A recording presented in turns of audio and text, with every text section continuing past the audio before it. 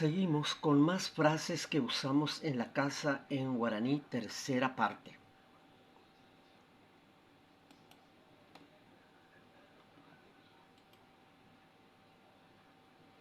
7. Peyume sape yacaru hanwa.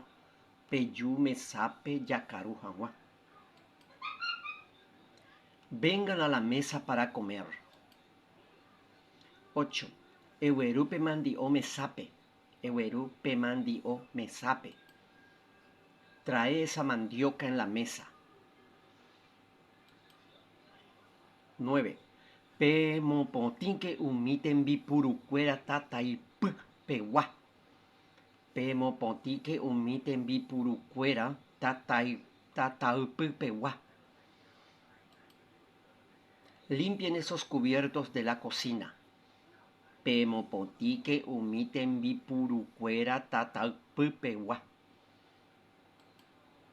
10. Peweru coca me sape. Hoi uhanwa. Peweru coca me sape. Hoi uhanwa. Traigan coca en la mesa para tomar.